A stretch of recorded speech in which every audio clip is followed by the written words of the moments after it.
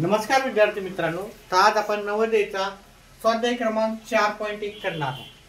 याच्यातला आपला पहिला प्रश्न आहे 144.144 ला 12 ने भागितल्यावर किती आपल्याला उत्तर येतं ते लिहायचं आहे। तर चला आपण याचं उत्तर करू। 144.144 ला आपण 12 ने भाग देऊन पाहू। आता जर आपण ह्या 1 ला 12 ने भाग द्यायला गेलो तर 1 ही संख्या 12 पेक्षा लहान आहे, तर लहानी जेव्हा पण असते आपण इथे 0 लिहितो आणि इथे 0 वजाबाकी करायची। वजाबाकी केल्यावर उत्तर 1 येते। त्याच्यानंतर आपल्याला हे 4 घ्यायचे।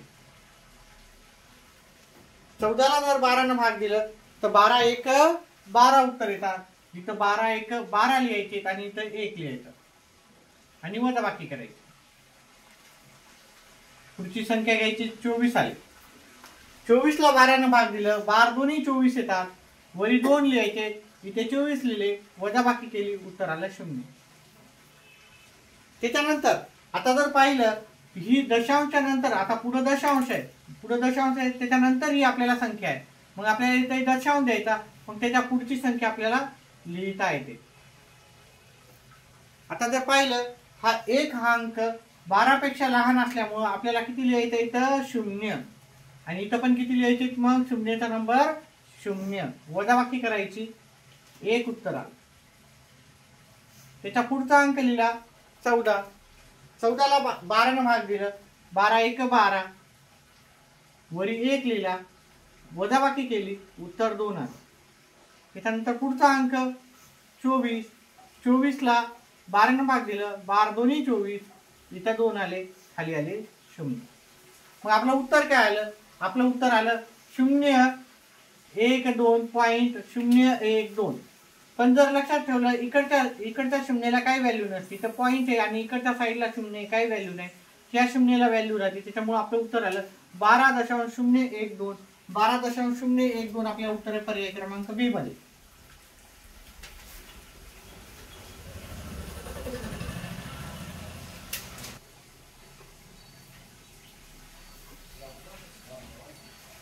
चला आपला दुसरा प्रश्न आहे 0.4 भागिले 0.04 अधिक 0.04 भागिले 0.4 म्हणजे याचं उत्तर काढायचं। म्हणजे याचा सरळ अर्थ होतो की आपली पदावली सॉल्व करायची आणि त्याचं उत्तर काढायचं।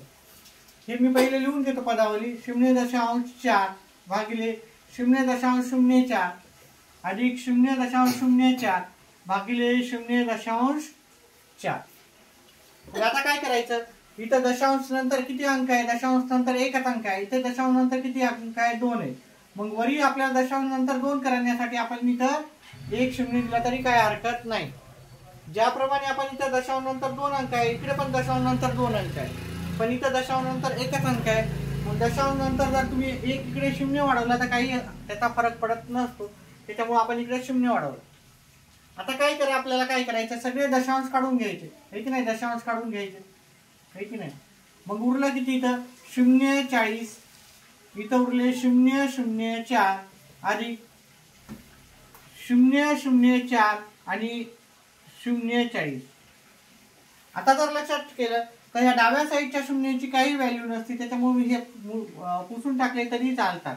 उजव्या साईडच्या शून्याला आता व्हॅल्यू आहे, ठीक आहे, कारण दशांश नसल्यामुळे उजव्या साईडच्या शून्याला व्हॅल्यू आहे। आता याला भाग दिला, 4 1 4 4 10 40 आणि याला भाग दिला, ठीक आहे, याला आपण भाग दिला तर भाग पाहायचं 4 भागिले 40। आता 4 ला भाग जात नसल्यामुळे आपण इथे 0 लिहितो, इथे पण 0 लिहितो। आता 4 वजा 0 4च उत्तर येते। आता इथे एकही संख्या नसल्यामुळे आपण दशांश घ्यायचा आणि 0 द्यायचा। 40 ला 40 न भाग जाते, ठीक नाही, उत्तर आलं, वजाबाकी केल्यावर 0। मग याचं उत्तर जे आलेलं आहे 0.1। आता या दोघांची बेरीज करायची। आता हे 10 आहे आणि हा 0.1 आहे।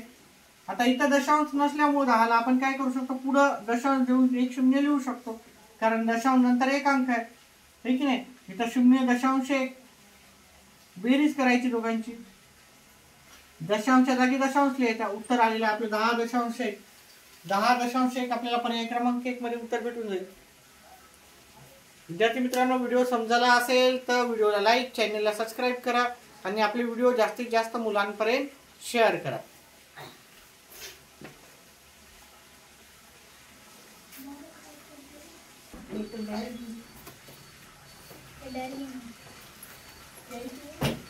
आपला तिसरा प्रश्न आहे 6.666 6.66 आणि 6.06 यांची आपल्याला बेरीज करायची. अतिशय सोपा असा प्रश्न, बेरीज करायचा प्रश्न.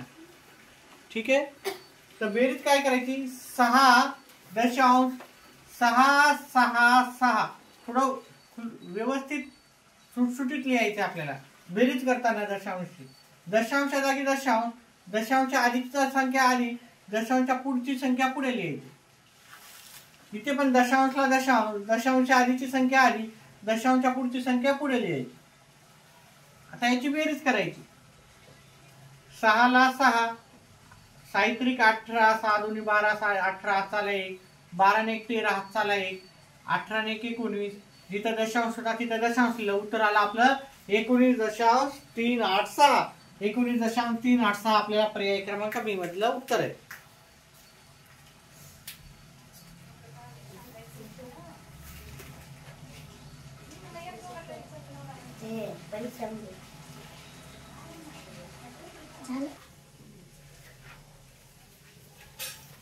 चला, आपला चौथा प्रश्न आहे. ठीक आहे, चौथ्या प्रश्नाला आपण एक पदावरती दिली त्याचं उत्तर दिलं, दोघांचा गुणाकार आणि ते भागाकार दिलेला आहे. आपल्याला भागाकार करायचा आहे. आता भागाकार म्हणजे काय आपल्याला माहिती आहे. 27.72 मी असं लिहिलं तरी चालते त्याला, कारण एक थोडीशी मांडणी करायची आपल्याला सुरळीत आणि आपलं उत्तर काढायचं. आता हे दशांश जर मला इथंचा कट करायचा आहे तर हा दशांश आपल्याला इथून इथं न्यावं लागेल. म्हणजे नवीन आपल्याला जे हे आलेलं आहे, आपल्याला समीकरण जे झालेलं आहे 277 भागिले 18चं समीकरण आलेलं आहे. ठीक आहे, कारण मला इकडचा पॉईंट उडवायचा होता, काढायचा होता, त्याच्यामुळे मी इकडचा दशांश इकडे नेला. ठीक आहे, हा दशांश इकडे नेला, हा दशांश इकडे नेला. ठीक आहे, पॉईंटच्या नंतर एकच आकडा असल्यामुळे मी ते घेऊन गेलो. चला, आता याचं उत्तर करायचं आपल्याला. 277.2 भागिले 18. आता या 2ला आपल्याला 18 ने भाग द्यायचा आणि ही दोन्ही संख्या काय झाली? 18 पेक्षा लहान झाली. मग आपल्याला काय लिहायचं इथं? 0. 18 पेक्षा लहान झाल्यामुळे इथे 0 लिहायचं, वरी पण 0. वजाबाकी करा, 2 मधून 0 गेले, उत्तर आलं 2. पुढची संख्या घ्या 27. आता 18ला 27 न भाग जातो. 18 1 18, 18 दोन्ही 36, 36 ही मोठी असल्यामुळे 36 घ्यायची नाही. 18 1 18, इथं उरलं 1, वजाबाकी केली, वजाबाकी याच्यातून जात नाही, त्यातला 1 कमी केला, इथं घेतला, 17 मधून 8 गेले, 9 राहिले, 1 मधून 1 गेला 0, इकडं 0 नाही लिहिलं तरी चालते, त्यामुळे मी लिहित नाही. पुढची संख्या घेतो 7. अंक झाला 97. 97ला आपल्याला 18 न भाग द्यायचा आहे. 18×95 येते. 18×95 आपण इथे लिहू, वरी लिहू 5 आणि वजाबाकी केल्याच्या नंतर उत्तर येते आपल्याला 7. एकचा 0ला काही व्हॅल्यू नाही आपल्याला. त्याच्यानंतर जर पाहिलं आपण तर इथं दशांश आहे, त्याच्या पुढे अंक आहे. मग जर दशांश इथे आला तर आपण इथं दशांश द्यायचा आणि हा पुढचा अंक इथे आपण घ्यायचा. इथं दशांश द्यायची गरज नाही. आता आपल्याला माहिती 18×72 याला 4 न भाग जाते.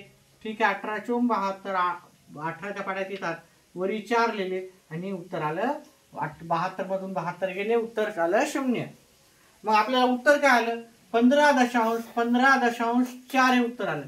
ह्या 0ला काही व्हॅल्यू नसते, उत्तर आहे 15.4. 15.4 हे पर्याय क्रमांकाचे उत्तर आहे.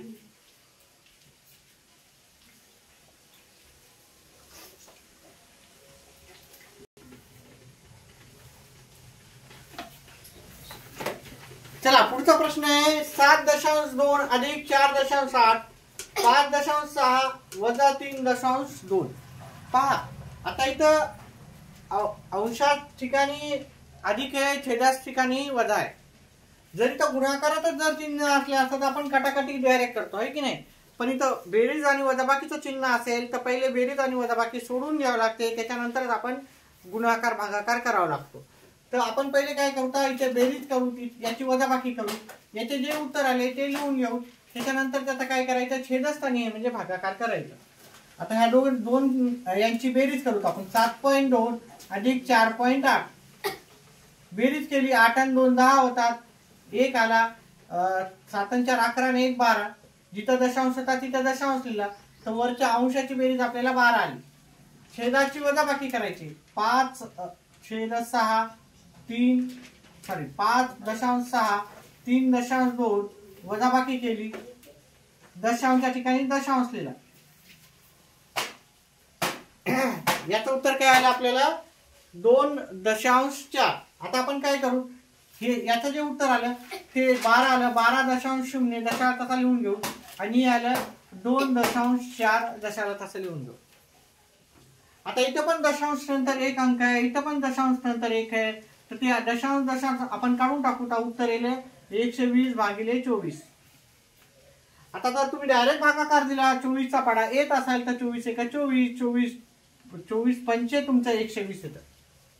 पण जर येत नसाल भागाकार डायरेक्ट 120 आणि 24 याचे अर्धे करा 12 येतात. याचे अर्धे करा 60 करा. आधी अर्धे करा. दोन्ही समसंख्या असल्यामुळे दोघाला अर्धा करता येते. त्याच्यानंतर आपल्याला 12 × 12 12 पंचे 60 उत्तर आलं आपल्याला 5. उत्तर हे 5 हे पर्याय क्रमांक डी मध्ये. बघा 5.0 कारण ह्या दशांशच्या नंतर 0 असेल तर त्याला काही व्हॅल्यू नसते. त्याच्यामुळे उत्तर हे पर्याय क्रमांक डी.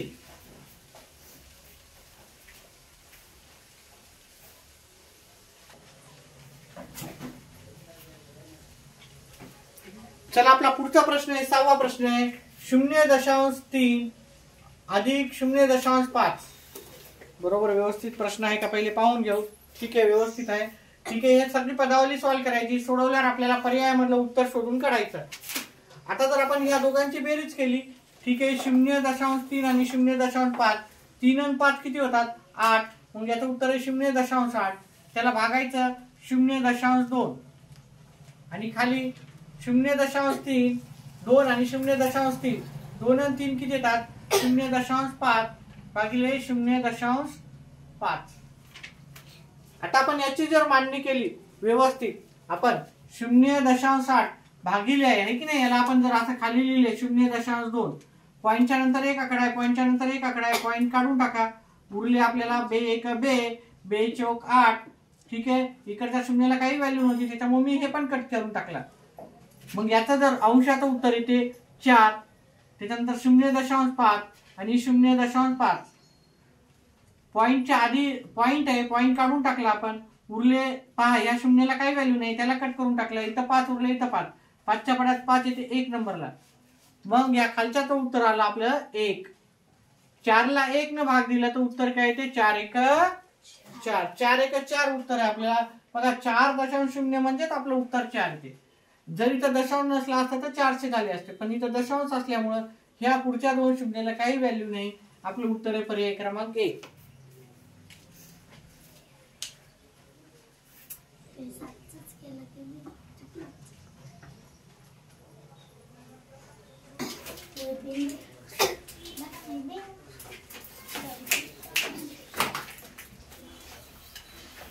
चला आपला पुढचा प्रश्न आहे 6.6 कॉमा देऊन 6.06 6.006 आणि 66.6006 यांची काय विचारली आपल्याला बेरीज विचारलेली.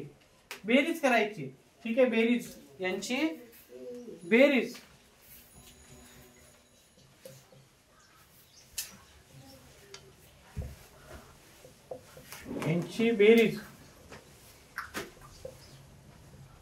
बेरीज आपल्याला विचारलेली. तर बेरीज करताना आपल्याला काय करायचं हे आपण 6.6 पहिला आपण अंक घेतला आणि सुटसुटीत घेतला. आपण दोघांमध्ये अंतर ठेवायचं आपल्याला.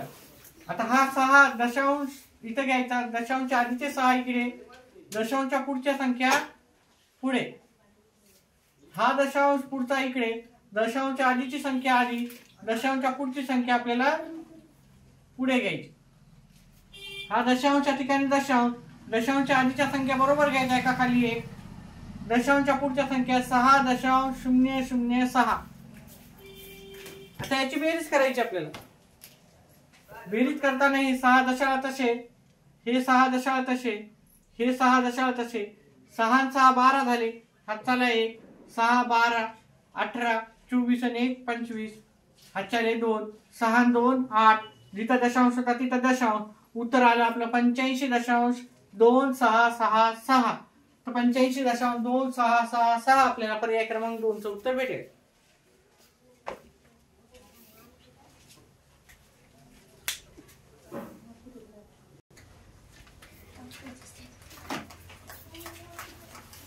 पुढचा आणि शेवटचा प्रश्न आहे आपल्याला याचं उत्तर इथं दिलेलं आहे. ठीक आहे, आपल्याला या दोघांचा भागाकार करायचा आणि उत्तर किंमत काय आहे ते आपल्याला सांगायची. मग आपण भागाकार करायला घेतला 41.37 आणि 17.5. ठीक आहे, जर आपण याचं निरीक्षण केलं तरी उत्तर काढू शकतो, पण कधी कधी आपल्याला अवघड जातं. त्याच्यामुळे आपण काय करायचं, हा दशांश जर मला कट करायचा असेल तर हा दशांश मला काय करावं लागेल, एक पॉइंट इकडं घ्यावं लागेल. म्हणजे आपल्याला 413.7 संख्या झाली आणि ही वरची खालची संख्या झाली 175 झाली. आता काय करायचं, आपल्याला याला सॉल्व करायचं. म्हणजेच आपण याला असं लिहू शकतो 413.7 आणि 175. आता आपल्याला 175चा पाढा येणं गरजेचं आहे. मग 175चा पाढा कसा तयार करायचा, 175 सुरुवातीला लिहायचं, त्याच्यानंतर 175ला 2 ने गुणायचं, 175 गुणिले 2, 0 हाताला 1, 14 1 15, हाताला 1, 2 1 3, 350 झाले. मग अजून 175ला आपल्याला 3 ने गुणायचं, 15, 21 आणि 1 22, हाताला 1, 4 आणि 1, 3 आणि 1 4, काय झाले 21, हाताला 2, हे 5 येते, 525. 4 ने गुणलं तर उत्तर 700 येते. 700 मध्ये 175 मिळवले 875 येते. आणि 6 ने गुणलं तर उत्तर येते तुमचं 1050 उत्तर येते. 175ला 7 ने गुणा, 175ला 7 ने गुणलं, 7 5 35, 8 3, 7 7 49 आणि 3 52, 8 5 5, 7 1 7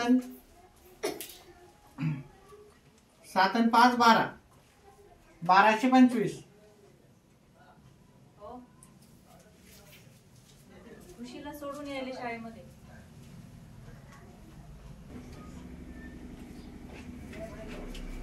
तर इथे मी पाढा असा तयार करून ठेवलेला आहे.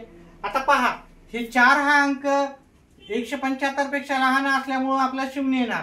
त्याच्यापेक्षा जोपर्यंत मोठी संख्या येत नाही, ज्याला भागाकार जाता येत नाही, तोपर्यंत आपण त्याला भागाकार देऊ शकत नाही. मग आपण हे 413च घेऊ. 413ला आपण भागाकार द्यायला गेलं तर 350 आपण लिहू शकतो, 350. आणि 350 किती नंबर आले, 2 नंबरला. वजाबाकी केली, 11 मधून 5 गेले, 6 राहिले. ठीक आहे, आता पुढचा अंक घेताना आपल्या इथं दशांश आहे, तर आपल्या इथं दशांश घेऊनच पुढचा अंक घेता येतो.